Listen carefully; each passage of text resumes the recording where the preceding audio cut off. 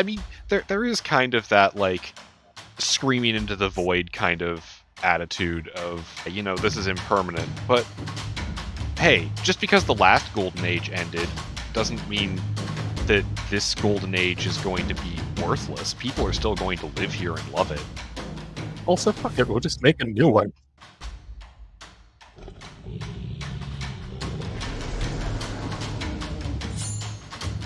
This is the litRPG podcast, your one-stop shop for everything litRPG, progression fantasy, and Royal Road.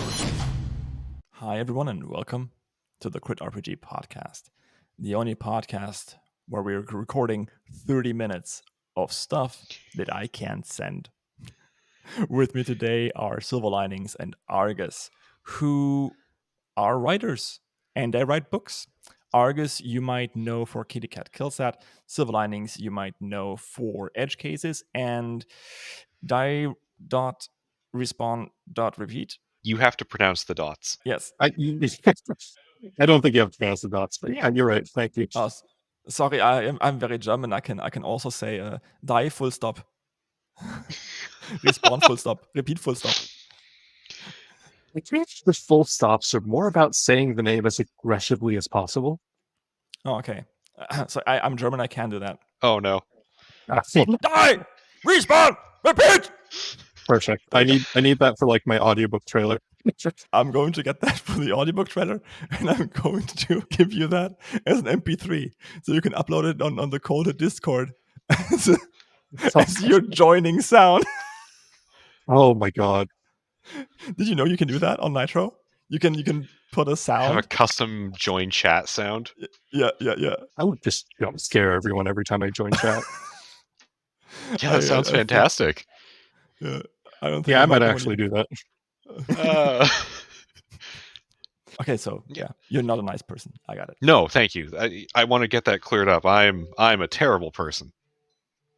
Okay. So we established you are a horrible person. Silver, what about you? I try my best not to be horrible. I mean, the whole point of my pen name Silver was like I wanted to write stories that were fundamentally optimistic in nature. So if I ever write a story that's not optimistic, I probably have to switch pen names. Grim Tidings. Oh, that's actually a great name. I should use that for like worm level stories where everything is just terrible. That name has to be taken on Royal Road. It's probably taken. We need to find I'm out. going to go check really quick. Yeah, please do go check. No. Do it. I should grab that account. Yeah, like secure it now before it becomes a... God, I'll do it after the podcast. There's a Grim Thoughts and a Grim Cat. But no Grim Tidings from what I can see. You should do that, and you should write like mammal-style horror. Oh my god, I probably could too. I like doing lots of existential horror stuff. I just hide a lot of it behind optimism and like good feelings. Yeah, I've noticed that. Edge Cases, one of your reviews described it as Nobledark. Yeah, I like the Nobledark descriptor. I also kind of like Hopepunk descriptor. Mm-hmm. If you've heard about Hopepunk, I don't know. Hopepunk is basically the idea of like radical kindness, and it's kind of fun to write about. Oh, so I thought the whole punk thing is about what fuels the engines. Steampunk, it's steam. Diesel punk, it's diesel. And Hopepunk, the engines of destruction are filled with hope. We have a basement full of orphans, and every day we tell them that they might get adopted, and that keeps the city running. Oh my god. Calm down there, Grim Tidings. You're too late. I've beaten you to the name. Yeah, maybe Grim Tidings just needs to be like a joint account. We'll just put all of our terrible ideas together. Oh God, yeah. We have a lot of terrible ideas. Argus, you have sad hours like every day. It's true. I mean, Kitty Cat Kills That is actually also probably fits under the Nobledark descriptor. Like it's the world is breaking and broken, but the characters are still doing everything they can, and nobody's given up. And yeah, okay, nobody's given up. That's not Dungeon Crawler Carl, but Dungeon Crawler Carl, could that even fit in there? if we stretch it enough. Oh, yeah. Yeah. Okay, full disclosure, I've only read up to like book 2 or 3 of Dungeon Crawler Carl. I'm not like current with it, but yeah, I think it could, because you have a protagonist who, I mean, you see a lot of people in the story who do just kind of lay down and die, not because they have any personal moral failing, but because, like, I don't know, maybe it's not worth sticking around in a world that sucks that much. But Mhm. the protagonist doesn't, and for whatever reason, that could qualify. Yep. No one's giving him a break. Yeah. I think it's probably worth noting that a lot of stories set in like the system apocalypse or lit RPG apocalypse genre kind of fall into a very similar category. That's because the world is always falling apart in those stories, and the protagonists are usually trying to pull it together in some way. I think that general idea resonates with a lot of people, especially today, where it does kind of feel like the world is falling apart. And we want to believe that individual power or maybe even individual kindness can do something to like alter the trajectory of things. I'm sure it does. I'm pretty sure it does. Yeah, I mean, we've kind of nudged into the whole thing, but do you guys want to pick one book each that's most dear to your heart and talk about how you came up with the idea, how and why you wrote that story? I mean, the why we already got, but yeah. Sure. Silver, why don't you start? Yeah, you go first. I guess I would talk about edge cases actually. I feel like I've grown a lot since I started writing edge cases. So a lot of stuff in Diaries on Repeat is actually, I wouldn't necessarily say better, but it's better paced at least. The plotting is a little bit tighter. But edge cases started as like a really small idea. It was basically a story that I wrote on Reddit in response to a prompt about an animated suit of armor, and I wanted to write about monsters and non-monsters getting along. So I thought the idea of like monsters in litRPG just basically being experience point bags was not something I was super comfortable with, especially when in a lot of these stories, those monsters are sapient, Mhm. right? I mean, The Wandering Inn also kind of addresses this, and I kind of wanted to write something that's like The Wandering Inn, except I'm not nearly as prolific a writer, and I can't write 60,000 words in a week. So, You could if you were um, properly motivated. what defines properly motivated in this context? You'll find out later. We're talking about Hopepunk here. Deeply concerning. Fire up the That orphan was engine. very threatening. Okay, yeah, but I wanted to do something that was a little bit like The Wandering Inn. I wanted to have protagonists that had ripple effects out into a community and into different people, and that's kind of really ambitious for a first project. I don't think I did everything right, but I still really love the characters that I've created, and I have a lot of fun writing about them. Mm. They have a lot of the philosophies that I really want to put into a story. I think the latest thing I wrote was like one of the characters going, this might be the last time I see you guys. And then the other character just goes, nope, fuck that. See you later. That's cool. I don't know if you have to censor out any cursing I do. No. Okay, This is a European podcast. okay, perfect. We do whatever the fuck we want. Yeah, if you're listening to this on YouTube, hi. Hi, YouTube. Hi, YouTube. YouTube specifically, please don't censor us. Don't take this Mom. man's ad revenue. So just to even get a rat avenue. I hope you can appreciate I chose the most annoying jingle I could, but do you like numbers going up? Well, so do I. Which is why I would like you to like, subscribe, and maybe even check out my Patreon. Recording, editing, and hosting these podcasts takes a lot of money. So yeah, I need funds, you need more content. It's a deal made in heaven. Did I mention the episodes on Patreon are ad-free? I mean, maybe the talking koala and talking cat will go viral. We talked about syphilis. Oh my god, no. Oh no. I'm going to derail that conversation and do my side of this. You mentioned at the start that I wrote Kitty Cat Kill Sat. I also wrote a different story. I write the Daily Grind, which is still going. Mhm. Kitty Cat Killsat I wrote because I thought it would be fun. I had the name stuck in my head, and that's kind of it. I wrote the first chapter based on that, and everything sprawled out from there.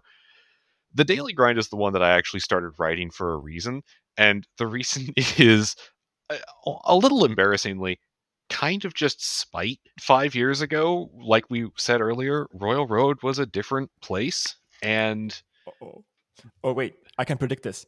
yeah, go ahead. Let's see if you can get it. You read Azarinth Healer and said I can do better.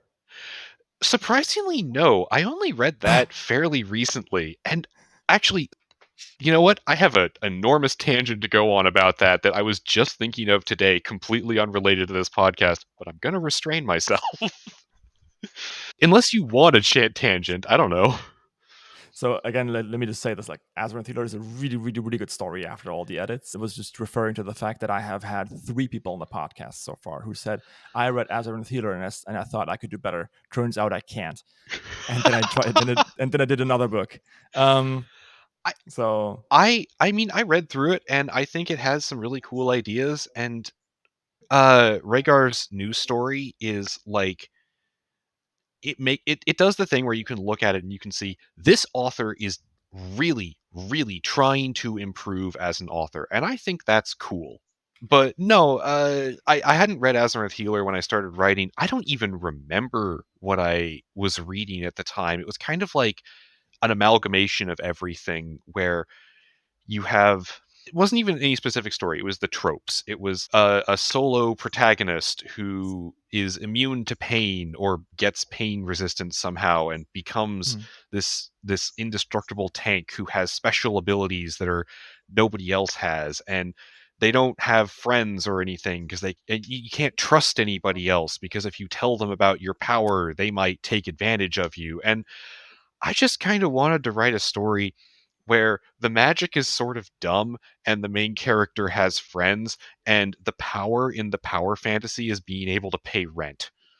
I feel like awesome. that's relatable for a lot of people these days. It's not much of a surprise to me that a lot of the people who show up in my Discord server as fans of the Daily Grind are people who, like, I didn't know this at the time when I started, but now in retrospect, it's like a lot of these people are either around my age or they're like 50 or 60 years old, and they're just like, yeah, man, like, actually having a skill rank in marketing would have been really great during my life. Yeah, pretty I much. wish I had a friend who was a giant snake. Oh, I also did the thing that Silver did later on, of like same reason generally too. I've seen a lot of stories where monsters are treated as like acceptable targets. Mhm. Like, oh, it's not shaped like a human, and therefore it's okay to kill it. And the story goes out of its way to explain why it's okay to kill it. Like, oh, they're mana constructs, Mhm. they're mutated monsters, they're naturally aggressive, nothing to be done about it. And that's fine. Ontologically evil. Yeah, biologically evil is a deeply uncomfortable sentence. I said ontologically, but Oh, that's even worse. Thank you. Again, my writing, it's been 5 years. You can't write for 5 years and not change. You can't not like find new things to be annoyed about as an author. And yeah, seeing that kind of thing happen a lot, it was like, I don't know, what if the monsters are cute? What if I write creatures that are as ugly as possible and then make the audience love them for being adorable? yeah, I was about to clarify that part. You did not make them physically cute, No. at least not initially. I think most authors who are into the whole hope punk thing go into that depth, right? Sure, that's one way to put it. I also Silver mentioned the Wandering Inn as well, and I did like that is also where why I started writing is I read that, and I don't know. I listened to the audiobook and it was sold to me as slice of life, and I thought that meant cozy. Oh, I Yeah, see. no. I'm very sorry for you. Yeah. I'm so neither sorry for your loss. neither of our I think both of our stories have the slice of life tag on them for the audiobook, and neither of them are cozy. Maybe Grim Tidings should write a story that's called Slice/Off with 2F/Life. And it's just like some guy who cannot attack people in the flesh, Or like but who can just like slice off lifetime. What about a cozy story about a movie monster, like what's the guy in the hockey mask? Jason. Yeah, like the Jason Voorhees kind of character, but it's just a cozy story about Jason Voorhees retiring and running a coffee shop. And it can be called Counselor Slice of Jason Life. comic. They're the comic where Jason is just camp counselor or something, and it's kind of wholesome. Yeah. Oh, I love ominous positivity. I love it's that great. so much. It's like a tiny frog, and it says like, "You are loved. This is a threat." Yeah. That's so cool. Everything will be okay, or else. Yeah. You're going to be fine. You have no choice. Worrying, but also comforting? Yeah, like when I was like really depressed, like cannot work depressed, I saw that and I was like, this is actually kind of cool. That marked a down dip, like going back up. I was like, I have a choice. It's gonna be better. All right, well, I guess I gotta. Yep. Thanks, tiny worrying frog. Yeah, the tiny penguin going, I hope you love yourself today. And the next image is like the penguin but with a knife. It's like, a joke, motherfucker. You better be loving yourself out there. Question 2. What's the best advice you've ever gotten as a writer? You talked about improving and adding adorable giant snakes, but what else? Write things. Everyone says that. I know advice. everyone says that, and I know it's the basic advice. Everything about improving as a writer ultimately comes back to, I don't know, write things. I don't know if I've ever gotten any specific piece of advice that changed my life. Oh, I guess this might be a bit silly. I don't know what it's from. It's a meme that's been going around that's I know authors who use subtext and they're all cowards. And what? I don't literally believe that, but also it kind of I saw that a while back, and it kind of gave me this vibe of like, it's okay to just be a little chaotic in your work. It's okay to do random stuff. We're writing fantasy stories about talking cats and magical suits of armor that are also incredibly gay. Like, you can do whatever you want. There doesn't have to be a status quo. But not only does there not have to be a status quo, you should actively seek to disrupt your own work's status quo on a regular basis, because that's what keeps people excited and keeps people guessing. Mm-hmm. That, and also the basic Tumblr advice of, if you're doing fantasy world building, first thing you do, fuck up the moon. Oh my god. Shout outs to Kyle Kieran. Yeah, you should have fucked up the moon. Did you do it yet? No, I can go do it like after this podcast though. Good. You fucked up all the stars. Oh yeah, there was at least one moon up there. Yeah, you did the whole night sky. True. Yeah, I fucked up the stars. I didn't fuck up the moon though. I am not empowered to do this, but I'm very sure I am able to award both of you 50 frank points. Thank you. I think. I accept. That's a given. Why wouldn't you? I didn't have a choice to decline, I guess. A choice implies that you might want to do the other thing, which is conceptually impossible. It's frank points. Silver, what's your writing advice? Help me. That's a good question. Okay, so I'm going to say the thing that was pivotal for my writing, and this thing happened pretty recently.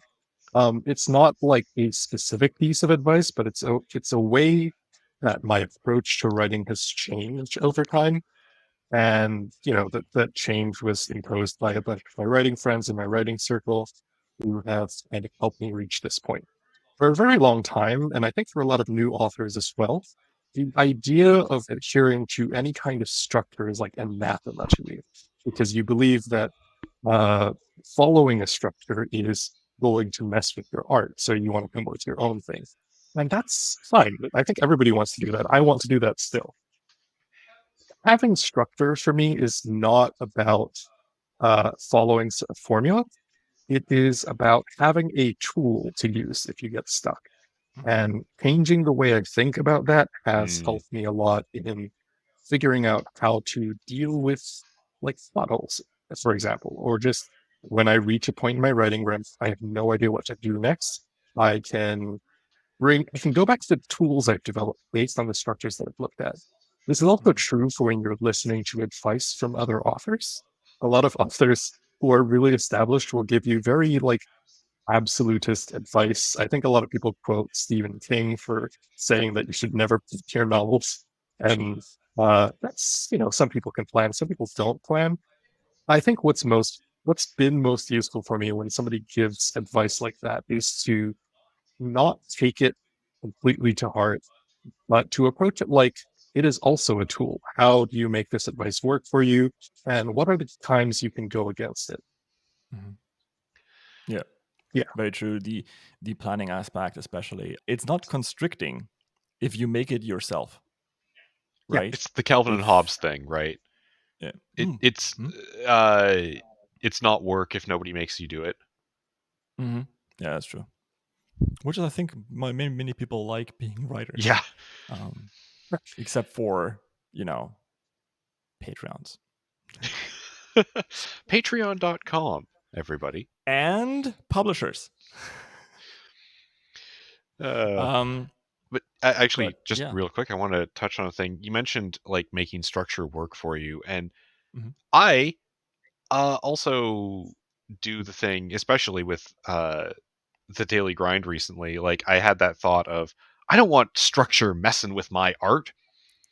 And then I realized that like, oh, but wait, what if I do a problem, escalation, narrative climax, de-escalation of tension as an arc?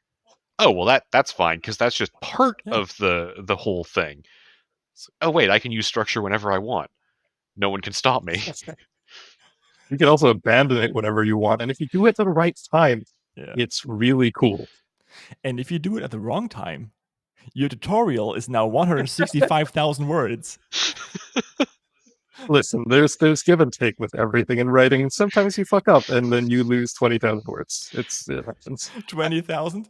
Those are rookie numbers. Yeah. I also Yeah, what was the number you said? 165,000. Oh my god.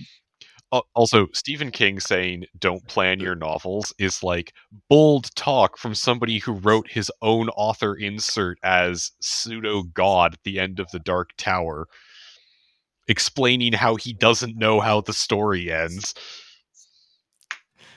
That's good. Spoilers for the Dark Tower. But kind of don't plan your novels from Stephen King is kind of like Michael Phelps going to jump into the water. Yeah, just get in the water. I guess get in the water. Like that's how you learn how to swim. Like what are you talking about? Look, it's me saying, look, if you want to be an author, you just have to start writing stuff. Oh yeah, exactly. Or like Zogar's going like just put it on Patreon. Oh, I feel personally attacked. Why? My Patreon isn't doing enough money to pay rent. And none of us are. I told you, I doubled my Patreon overnight. Yeah, now do it again. Let's double your Patreon count every day. If you double your Patreon count every day for 30 days, I don't do math. You'll have. No, I'm not doing that math. I'm not going to count. I think that's more than the population of Earth. Hang on, let me. It's more than yeah, it's like of Earth. It's 2. It's about 2 billion. Yeah. Okay, I figured it out. So if you're in India or China, all you need to do, all you have to do is get your entire country. Does China have Patreon? Guess, I didn't actually think about this, but I get patrons from all over the place sometimes. I see people come in from New Zealand or Sweden because they have different currencies, but I've never seen anybody from China, and now I'm wondering if China even gets Patreon. I'm not sure Royal Road is in China. That's. We have a lot of censorships there, so it's kind of hard to say. I know Web Novel definitely is. So Mechanimus, he's in Shanghai, and Mammal is too. So they must have Royal Road in there. Yeah. And they both have Patreon, so they must have Patreon too. Yeah, I but I guess guess it's just. I guess the story about the orbital space cat just didn't resonate. You mean it didn't have an impact? Oh my god. Yeah, you can be smug about that one. I'm so smug about these puns. Yeah, in Germany, they call me the Panzer. Sorry, they don't. They don't. I made it up. I have no way of expressing myself besides just like wobbling from side to side. Which is cool. It's slightly more expressive than Argus's cat just staring into the camera. I am attentive, thank you very much. I will say that was the most ominous thing you've said this podcast. We'll Even work more on than the it. Hopepunk thing with the orphans. Yeah, I was talking about the orphan basement earlier. No, there was something special about like staring specifically at the cat with its completely blank expression while you said that. You should have zoomed in. Oh, that would have been perfect. Oh god. No. Oh Paying god. attention. Okay. I love this thing. Ah. I wasn't Oh, God. sure, but I like this Yeah. now. Editing this thing is going to be so hard. I'm really sorry. No, it's fine because I'll have to edit a YouTube version, then I have to edit a Patreon version and a audio only version. Oh.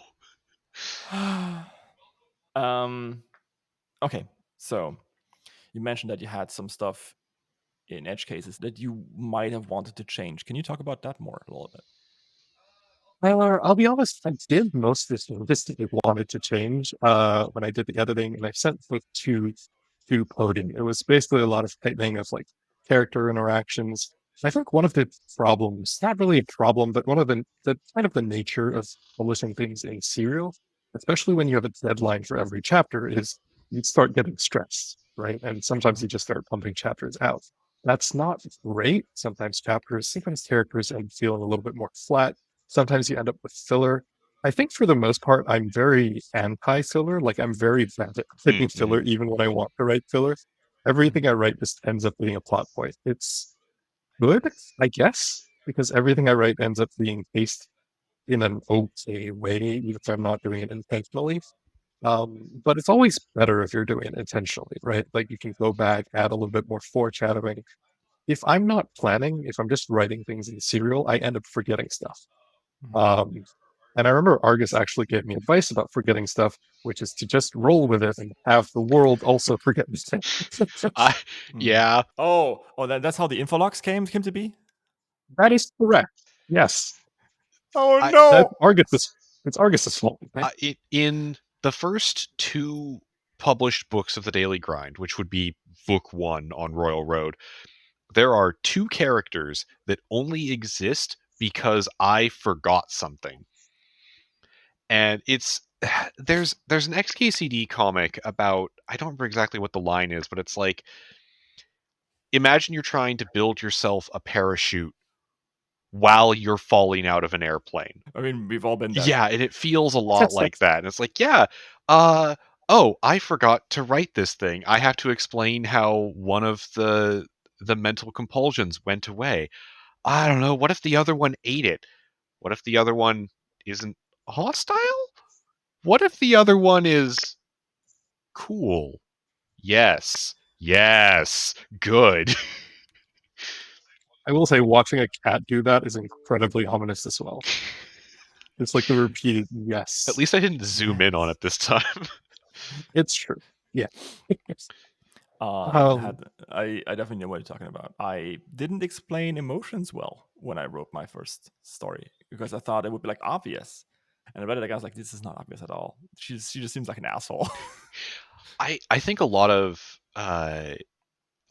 early authors accidentally fall into that, where it's like, what you intended does not matter. What matters is what you put on the page. If you were thinking as you're writing something of like, the character comes across like this, and then you realize later that what you've written is a character who actually kind of sounds like a psychopath, because you didn't like you didn't convey to the audience, like, you didn't use the words of, oh, but secretly she does not believe this thing she is saying. It's like, oops. And now you have to make the choice of, do I go back and edit it, or... Yeah, you do go back to edit it. That's my advice. If you wrote your first story and you didn't hit like Rising Stars, go back, revise your story. I know First the Fire says, I don't do a rewrite. If it's the first story, go back, edit, and then republish it. It's fine. You can do that.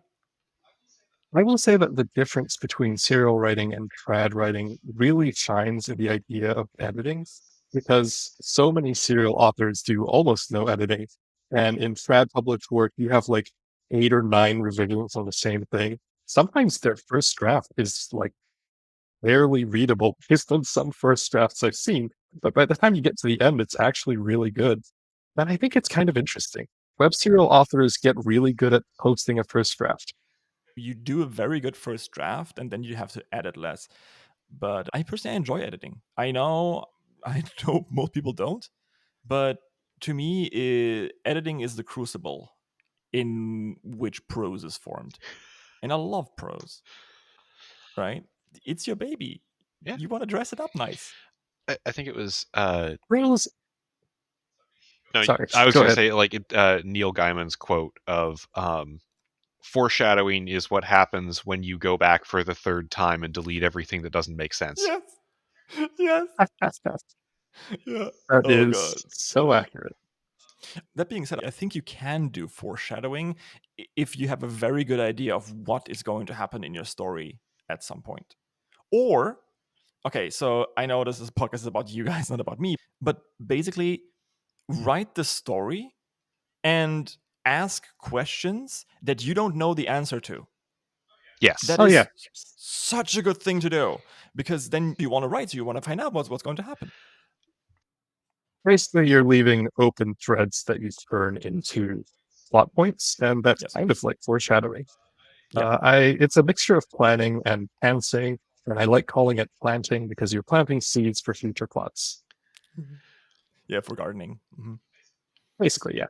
Also, if you have a kind of holistic idea of what your characters are like and what your world is like, then you can kind of have foreshadowing happen organically. Not by accident, but like, you put in the effort, you wrote the characters as they are, you knew how the world and the setting worked, and some stuff is going to show up where it's like, oh, this was really well foreshadowed. And you're like, I had no idea this event would be occurring.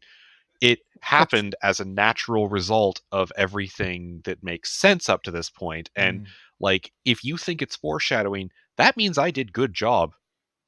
So thank you. That means I did a good job. I did lose an article in there, yeah. Yeah. I mean, that's cool. This is why I need an editor. Editors are so good to have. Sometimes. Important clarification.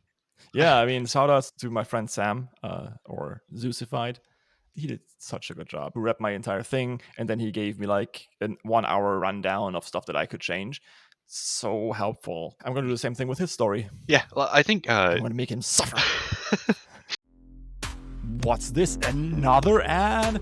Yeah, because I'm not Zogarth, and I really need money. Joke aside, if you're enjoying this podcast, check out Patreon. Like, subscribe, you know the drill. Speaking of Patreon, by the way, there is at least half an hour of content for every hour of podcast you're listening to. For Raven's Dagger, for example, we have 2 hours of bonus content that you can enjoy. All right, I'll see you there, and enjoy the show. It's your turn now. Dev editors are fantastic. Of clear, chunky ideas, or here's how this chapter can be moved around and rearranged, like stuff like that. That's like big motions that you can make. I really like. I am less fond of the more picky editors, like the finalized, like, oh, you used a word here that you used, this word's repeated, and it's like, I know I need to fix this. I know I need to tighten up my language, but this part is exhausting to me. This part is work. This isn't the fun writing.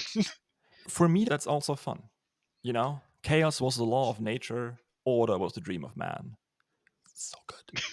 right? You go in and you just take a hacksaw and you kind of like, this prose must be tightened. It's kind of like going to the gym. It's really good. If I'm if I'm changing things, I enjoy that process. A lot of the time, some of my edits come out as like things that are repeated. I'm happy to change this. Prose, I think, is a force multiplier. You have to make sure your content is good before the prose will actually make your story sing. But once you have everything in place, prose can be the thing that changes your story from a good story to a great story. This is also true for narrators who can really bring life to a story. Oh God, yeah. Oh yeah, you're talking about Travis. I was actually talking about Jeff Hayes for Dungeon Crawler Call, but also Oh yes, for yeah. Travis. Travis is That, amazing. that is the other god in the pantheon. Yes, and also Yeah. of course Tess Irondale and who does Stray Cat Strut? Holly Jackson. There you go, Holly Oh. Jackson. Thanks, Holly, for voicing so many kick-ass female protagonists. Like she does an amazing job. Like I'm just listening to Devil's Foundry. So Be Thou My Good. It's super cool how she manages to make that book sound completely different, even in narration, than Stray Cat Strut. It's really good. Also, shout out to the audiobook narrator for Kitty Cat Kill Set, who I think did an amazing job. Who was that? Ava Karminski? Am I saying her Yeah. name right? Ava Kaminsky. Kaminsky. I don't think that's R. No, there is no R. Okay. I haven't listened to that.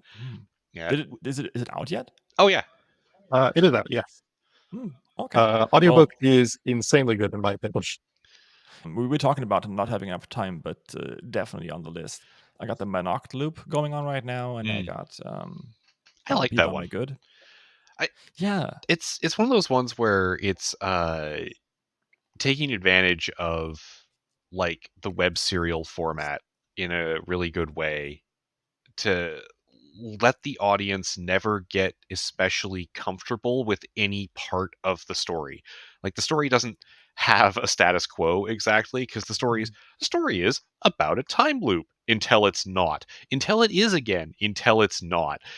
And now it's about geopolitics. Now it's about celestial politics. And it all makes sense. Yeah, and it all fits together because it's all holistically part of the world. The author obviously knows who these characters are and knows what the setting is, and would like to take us on a globe-trotting adventure to show off a whole lot of it. Yeah. Carol X. Really good. Very good. Yeah, the Menocht Loop is great. I'll stop sidetracking us. I'm sidetracking us. It's fine. That's the entire premise of this podcast. We're talking about stuff, and then we're talking about more litRPGs. We're talking about stuff, but then also we're going to get sidetracked into talking about what we've been reading lately. Which is good, right? That's what the listeners are here for, I hope.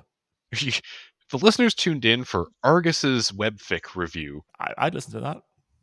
Check out Markets and Multiverses. It's pretty good. Markets and Multiverses. Ooh, by Mort? No, it's a completely different one. It's one of those serial reincarnator fictions about people who die and get reborn over and over, except the premise is that when the three main characters die and meet for the first time, where they meet is in this enormous, like, trillion-person large city in the Ocean of Souls. Except the city is dead and empty and there's no one left and they're the only ones. Anyway, have a nice afterlife. Oh, great. And like that sounds kind of grim, but fundamentally it's a story about like community and friendship and stuff, and I like that shit. That's my jam. You know what they should do if they wake up in a city and there's still reincarnators? They should die, respawn, repeat. Oh my god. Actually, I was actually gonna ask because oh my god.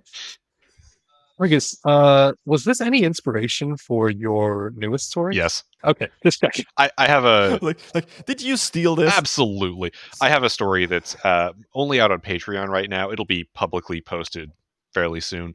That is It's a serial reincarnator story. These stories have a consistent problem, and they always have on Royal Road, like the Many Lives of Candice Lee or Endless Ascent, like the original one, which is that they get through like a few lives and then stop, because a whole life is actually a lot to write a story about, and a bunch of Yeah. lives is kind of an overwhelming thing to focus on. So I decided to skip all of that, and my story is just about people meeting up in the afterlife between lives and hanging out in a bar at the end of the universe. Oh, cool. That's kind of cool. It, Oh, that's a really yeah, good it's premise. very cozy and also kind of depressing, which I guess can describe a lot of what I write. Well, it's about death. That's true. Yeah, it is. That's also the entirety of Kitty Cat Kill Set. Um, now I don't want to read it. It's I'm good prone to though. depressive bouts. It's good. It's the only good thing I've ever written. Come on. Argus there. That's not true. Kitty Cat Kill Set is sad, but it's also very hopeful. Cozy, sad, hopeful. That's kind of very descriptive Oh, for her system. oh my god. You missed out on something. Oh, You could have made it an entire thing. You could have been like, sad kitty cat kill sad. is that how's that? Oh, because it's Because it's sad sad kitty. and sad. I don't know if I get the pun. I'm gonna write it. Yeah. Come on. Like, It's yeah, I you don't have a new, think new, it's a pun. new I think it's keyboard. just that the words sad and the words sat are similar. It's my German accent. They rhyme. But yeah, Oh, it makes it a palindrome. I see. Yeah. Okay. I had to type it out to. If you listen to this, we are just staring at the screen. We're like, We're just. I'm trying to figure out how words work. I do want to mention that like all of Silver's stuff is also kind of in that realm of like, hey, by the way, the universe is not only ending but has ended, and let's have a fun adventure story. oh god. Like, while listening to Edge Cases, I hit on that a few times. I was like, ooh, hopefully this goes well. But this is just something that I need as a reader, right? I'm writing a very, very angry, very emotional, very gruesome story at times. And I just need good things in my life. And Edge Cases definitely delivered on that. But Kitty Cat Kills That apparently is also pretty good. So I guess where we differ is you guys write about glimmers of hope in ending universes, and I don't know if they ever become like revolutionary, world bettering kind of infernos, but that's the shit that I want to write, where it's like you can make a difference, and one guy will change everything, or one lady in my thing. So yeah, I think we're all pretty similar in that regard. cool. That means I can keep reading. I mean, there is kind of that like screaming into the void kind of attitude of, this is impermanent, but hey, just because the last golden age ended doesn't mean that this golden age is going to be worthless. People are still going to live here and love it. Also, fuck it, we'll just make a new one. Pretty good. Pretty good point. I'm thinking about the world. Anyway, Look, just because this golden age ended. Oh, that was your first mistake. yeah. I mean, yeah. Okay. Okay, so we talked about a lot of stuff. We talked about best advice you've ever gotten as a writer, going back. Oh, actually, Argus, I haven't asked you. What would you go back to and change? Oh, pfft. See, okay, that's the thing, because you were talking about how great editing is and how much you love to shape prose, and Silver's talking about like, oh, I tightened up character arcs and I like made everything clearer, and I'm sitting here like, I never expected to be published. So when I was writing, I was like, it's a serial web fiction. I'm going to abuse the fuck out of the serial web fiction format. If I make a mistake, no, I didn't. I'll explain it later. It's a mystery. It's not a plot hole. It's a plot seed waiting to sprout. Thank you, Silver, for this amazing analogy that I'm stealing from you. So yeah, like You in chapter 2, the main character says that he has roommates. In chapter 8, he has a roommate. Oops, that's a typo. I could fix that by deleting one letter. I chose to go a different direction. Like, that's how much I leaned into my fuck ups. Is I spawned the entire reason that, like, the infomorphs exist is like I needed to explain how an entire person disappeared. And that's how far I leaned into just like, I'll fix this in the next chapter. If you give me time, I'll explain what's going on. I'm gonna have to think about it first. I might lie to you and tell you that I know what I'm doing. I don't. But, like, I'll get there. And I think that's why a lot of people still read, is like, who knows what's next? Do you know what's next? Tell me, help me. So, but like, that's also the thing of like, if I could go back and fix something, anything in Kitty Cat Killsat, I could fix things. In Apparatus, I can fix things. There's time. Um,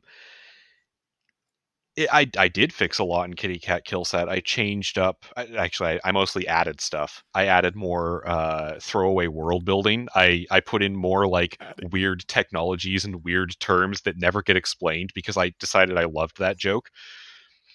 But like, if I fix something in the daily grind, I undermine the next 2 million words of stuff. It's all stacked in this precarious pile. Please help me. I've done this to myself. Yeah.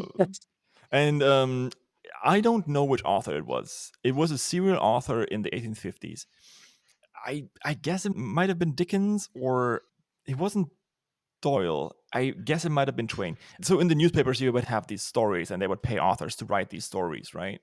That's how Sherlock Holmes came into existence. Sherlock Holmes is how I explain serial fiction to other adults. To like my parents' generation is like, it's like Sherlock Holmes stuff, but on the internet. That's very good. I never really thought about that. My parents are still gonna say like, "We're happy that you found something, but shouldn't you get a real job?"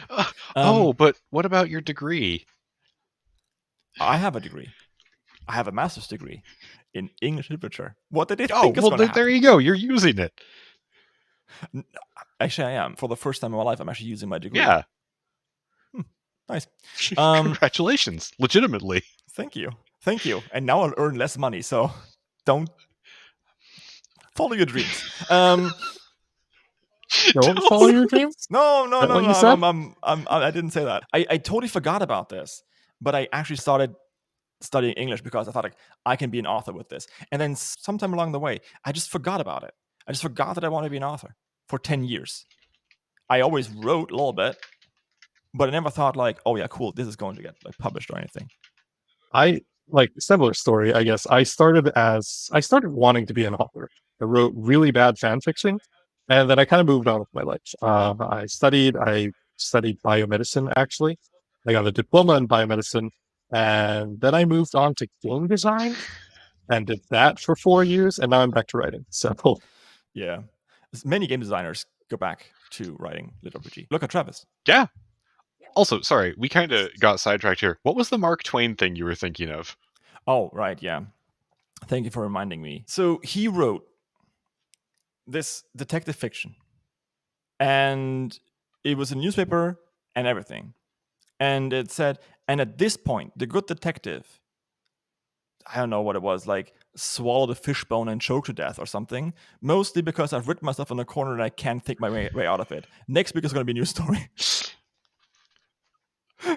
That's literally yeah. Like they printed that. I actually legitimately think that is advice that a lot of current authors could stand to hear. Like, there are stories, when our stories end, even if they end ignobly, it's a clean break and we can start something new. I am shit at this. I don't end stories. I just keep them going. And then I'll be like, I'm taking a break from this one to write something else. But I'll come back to this later. And then I just keep writing it on the side. I have 3 things going right now that I'm trying to keep up on. I should just have the characters choke on a fishbone. Mark Twain was right all along. Absolutely. How many of the characters would die from a fishbone? Most of the human ones probably. Yeah, but like if you're talking about the protagonist of Apparatus, that's not going to happen. The protagonist of Kitty Cat Kill Sat, that's also not I going don't to think happen. cats can choke on fish bones. I think it's like a law or something. Well, that one's over though. That one ended. I don't have to write more of that. Yeah. Your serial transmigrators could choke on a fishbone, but it would not end the story. That's the start of Yeah. the story. How'd you get here? I don't want to talk about it. It's like Uh, 3 out of 4 stories that cannot be ended by fishbones. A metaphorical fishbone. Okay, An ontological Cool. fishbone. perfect. Now I'm doing the sidetracking. Sorry. No, it's fine. I was just going to say that I have 2 ideas. The first idea is, of course, that you can't plant a plot seed without digging a plot hole. That's good. That's really good.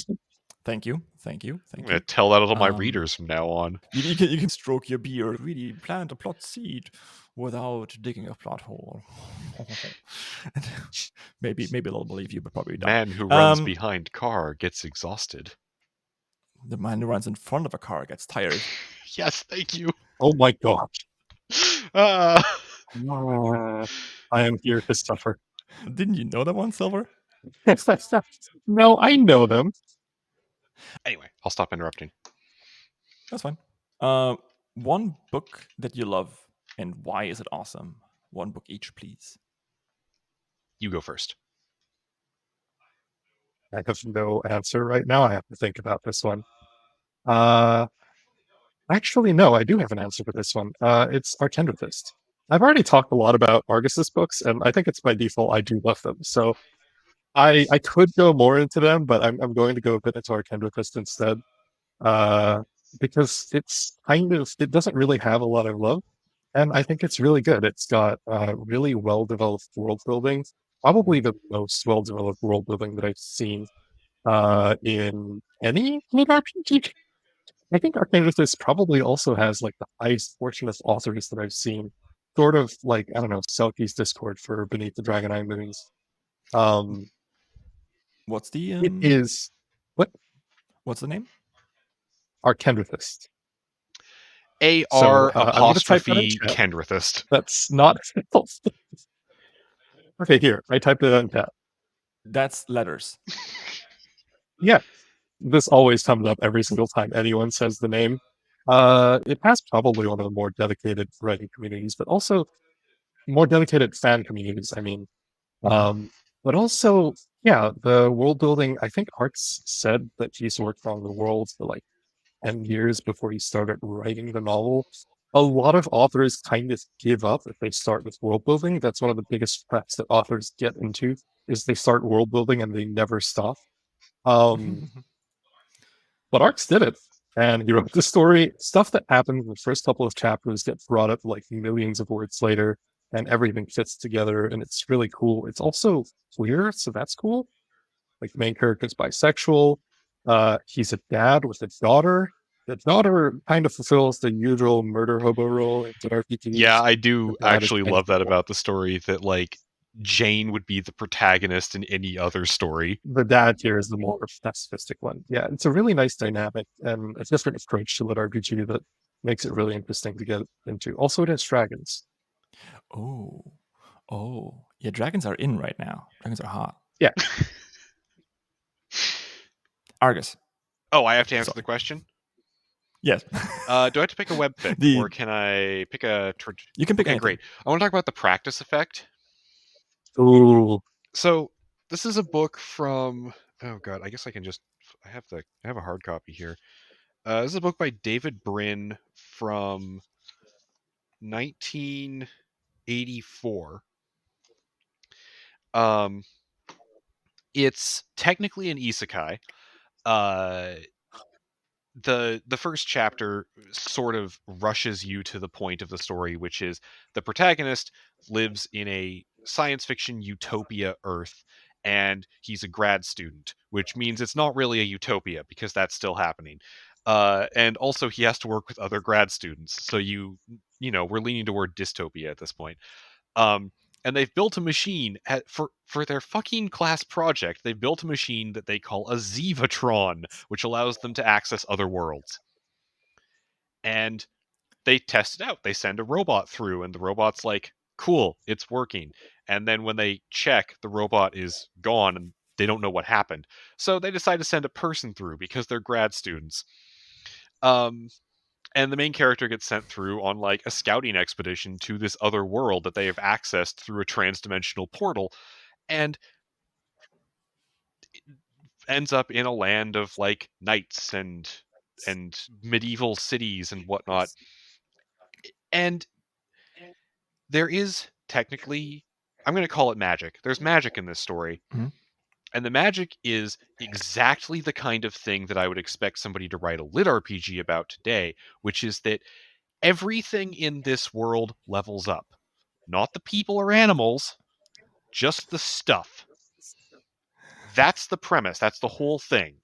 Is everything in the world gets better. They call it the practice effect. You practice an item and it gets better at being that item. And Huh. most of the story is about, I mean, there's a narrative plot about him rescuing a princess from a corrupt baron or whatever, who fucking cares. But most of the story is about the interesting thing, which is all of the sociological ramifications of this bizarre physics thing that's going on. Like, no one knows how to build shit. They don't know how to make tools at all. They just tie a rock to a stick and they're like, I don't know, it's an axe or something. And then they start using it as an axe, and like after a while, it works.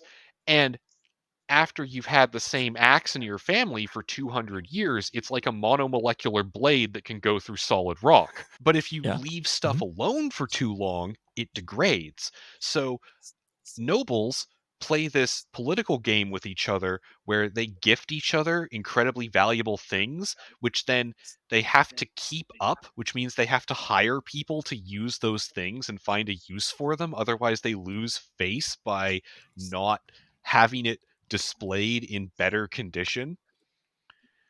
All of their Wow. buildings are shaped like pyramids or ziggurats because they build the ground floor and use it until it works, and then they build a shitty structure on top of that once it's stable enough and use that until it grows out again.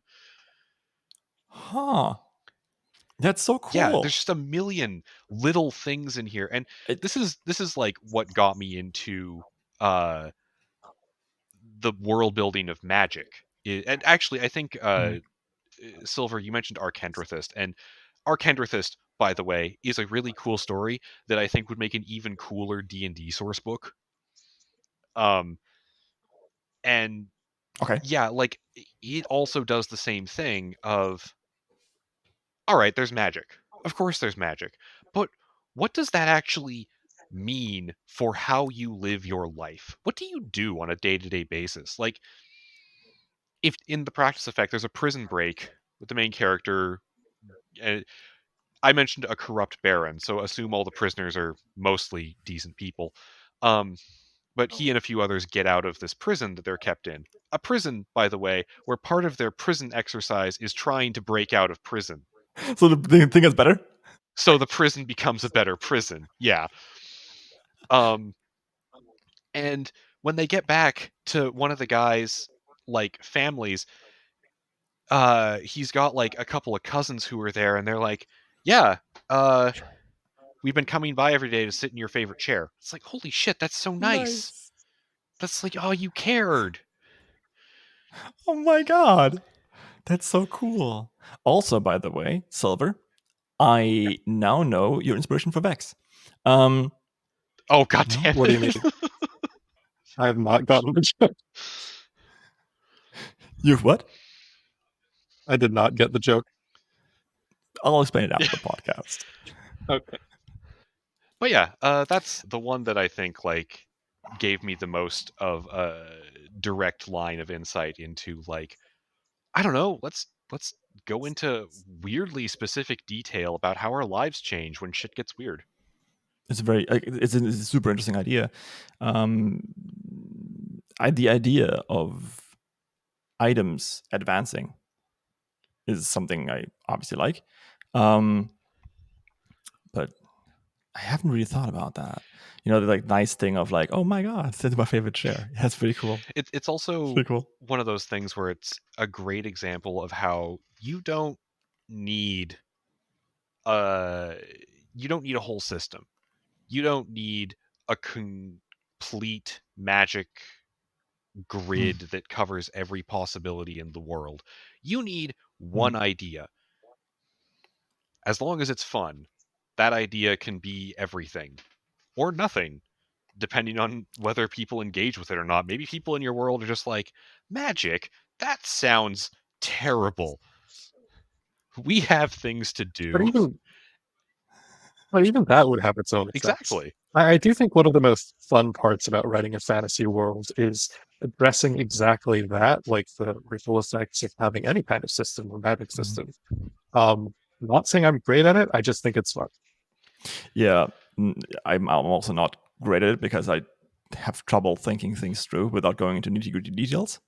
But definitely. I mean, I think, Silver, you do it a lot in edge cases with like the how and why of different parts of their civilization. Like the Adventurers Guild sounds like something that we've heard before. It sounds familiar and comfortable to fantasy stories, but like it sounds that way because it's intentionally doing that, right? It's a marketing thing within that society that's targeted at people from Earth who think that the Adventurers Guild is the best idea so that it can culturally convert them into something useful. And Okay, that's a horrifying way to put it, but yes, correct. yeah, but like, I have a lot of fun with concepts like that. yeah, we're like, I don't know, we have a system that gives us classes. Okay, well, parents would want to try to secure the best classes for their kids. Or perhaps, and not give them perhaps secure dynasties for their families. And shit, we see that now, right, with like parents choosing what degree their kid goes for, not really giving their kids a choice about like what college they're applying to. Imagine if you could have that, except you get even more kind of grim control over a person's life, which is also something that you do pretty you're well. going Made to Kill, for example, does that too, Oh, right? yeah. Ish, where people are just born with a class. Or I mean, heck, or great, I got reincarnated as a farmer. Does that. Ben Curray does like an exceptional job of exploring a society where stats are real and classes are assigned. Really, really good job, I think. Yeah, because anytime you get something like that, you're going to end up with disparity and inequality in like how capable people are, and how a society reacts to that tells you a lot about that society. Yeah, Like, exactly. I'm not the biggest fan of Beneath the Dragon Eye Moons, but I will give huge points to the world building that the cities have different sidewalks for people at different levels. That's really cool. That's like an attention to detail that matters. It was like, if you're a child, Yeah. you walk in the yellow sidewalk so that you don't get absolutely demolished by the courier that's moving at 400 miles an hour. Yep. You're 7. You'll die. It's like, don't play in traffic, except the traffic is just one guy in sandals. All right. Shout outs. Who wants to go first? Everybody should read Die, Respawn, Repeat. It's really good. No. We're supposed to tell it small stories, right? Yeah. Let's see. What have I even been reading recently that isn't like something that's topping Rising Stars? Silver, do you have anything? No, I was hoping you had something. I can start. I mean, I've mentioned it already. Sure. It's an Amazon release already, so I really like Be Thou My Good. I think the authors actually, as far as litRPGs go, definitely top 10%. Definitely. It's narrated by Holly Jackson. Really good narration, and as far as I can tell, like very much top standard. Like, what's the opposite of substandard? Super standard. Per standard prose. That sounds great. And then just really cool world building too. Yeah, I really like it. That's my shout out. Oh, I actually have thought of one. I'm going to warn you that this story does have like NSFW content. Gasp. So can I shout it out? It is on Royal Road, to be clear. It's not like a huge portion of the story. Um, it is called The Demon King's Gardener. It's a small story at the moment. It's got like 52 followers.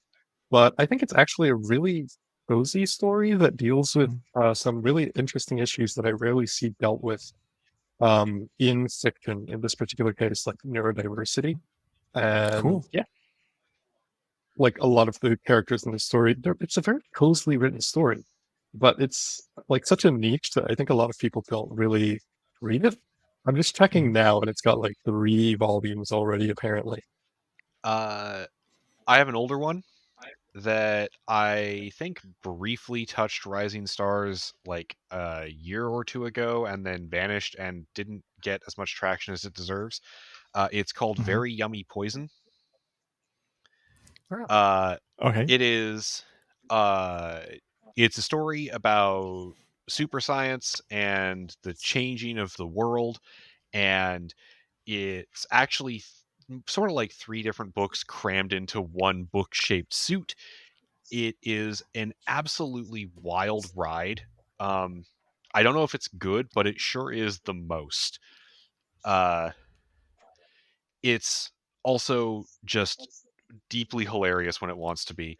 Uh, the author is a cool guy who does a lot of research into like the science of the things that he's talking about when he's writing. So like chapters will end with a bunch of links for like, here's how we're actually using networked drone swarms to hunt criminals.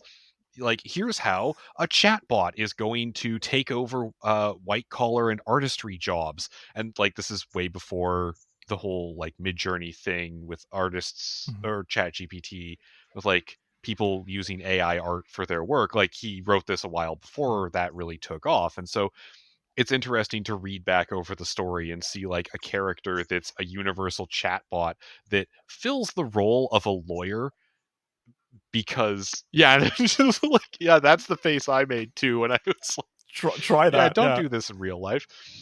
um yeah, it's cool and I love it. That, and also Markets and Multiverses, which still deserves a little more love. It's on a it's one of those stories that's like got a slump in it, but it gets past it. Read it. Cool. Go read it. Okay. I think that's the end of the main part of the podcast then. If you want to stick around, we can do some bonus content. I got some more puns for Oh. you, Silver. Oh, good. Yes. And if you're listening to this and this is the end of the podcast, then go check out my Patreon. Join, I think, 10 other people in subscribing, and you can get bonus content for every single episode after the 4th,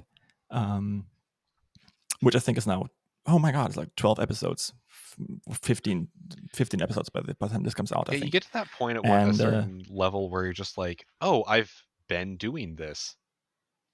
Yeah. Oh no. Yeah, I have. It's been a wild ride. Anyway, so it's at least half an hour for every hour of content that you can listen to for free. And the bonus material also is completely ad free. Also, most recently, if you hate the kazoo ad, you can now give me $100 to not include the kazoo ad. What? So there you go. Oh, the kazoo ad. You'll know. I have many questions. Yeah, listen to the podcast when it comes out, and you'll know what I mean. Yes, I'm holding my audience hostage-ish. No, yeah, that checks out. No. Thank you so much for listening, everyone. And I hope I'll see you, because now we're actually on video. See you next time. Bye. Bye. Oh my God. So sad. Bye, guys. The saddest koala. Okay.